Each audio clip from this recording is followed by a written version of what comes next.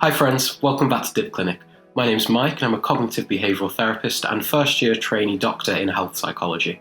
In today's session we're going to discuss about some of the things that I wish I would have known before becoming a psychotherapist. Let's get started.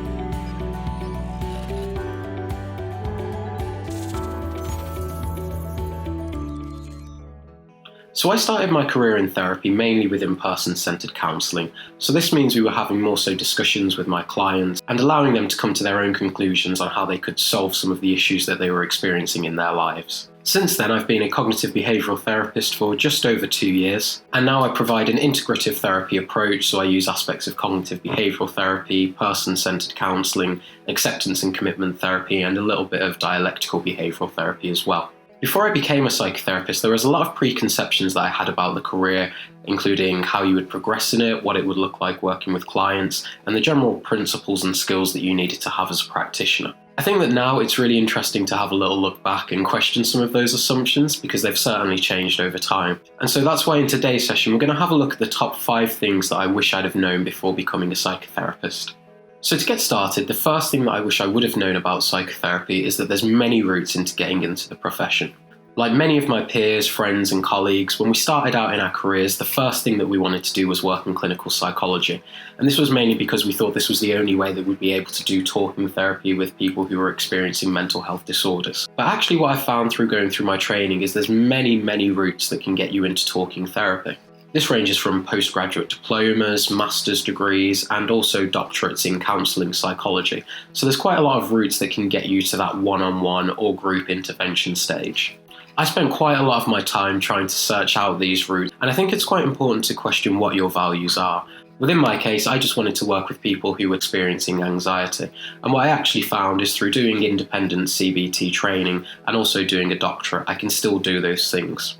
The next thing that I wish I would have known is that it's really great to have an idea of different approaches and how they can all be used together. So although I am a cognitive behavioural therapist by training, I still use components of acceptance and commitment therapy, particularly with individuals who are experiencing health concerns, as well as distress tolerance skills from dialectical behavioural therapy and mindfulness from compassion-focused therapy. Having all of these skills within your toolbox allows you to adapt your approach to the client and usually supports improve their outcomes on the long term. And so if you have the opportunity to train in different therapeutic modes, I definitely recommend it. Moving on to therapy is not a 9-to-5 job. I had this impression when I started training that when I was qualified, I'd be able to turn up to the office at 9 o'clock, see my clients till maybe 4:30 or 5 o'clock, go home and forget about it all.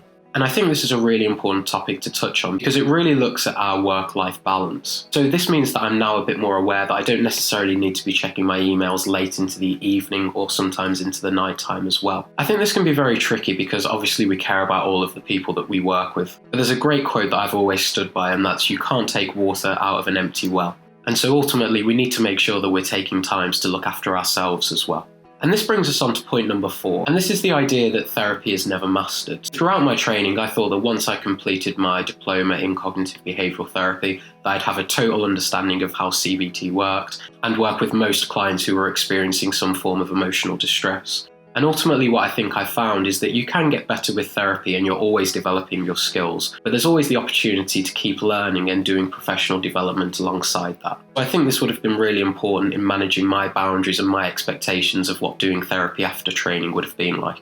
And so this brings me to the final thing which I wish I would have known. When I completed my training, I had this sense that I would be able to go out into the world and help everybody with the difficulties that they were experiencing.